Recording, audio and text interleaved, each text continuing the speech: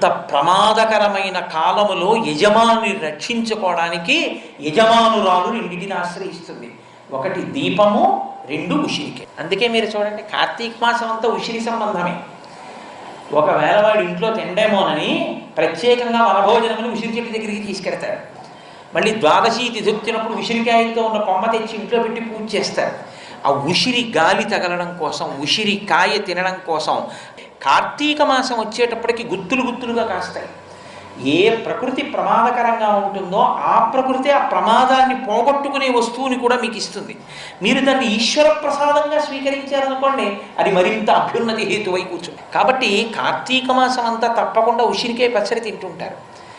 ఆదివారములు వినా దీపం కార్తీక మాసంలో పెడితే కేవలం అది దీపము అని నమస్కారం చేయకూడదు, ఒక మాట చెప్పి నమస్కారం చేయాలి.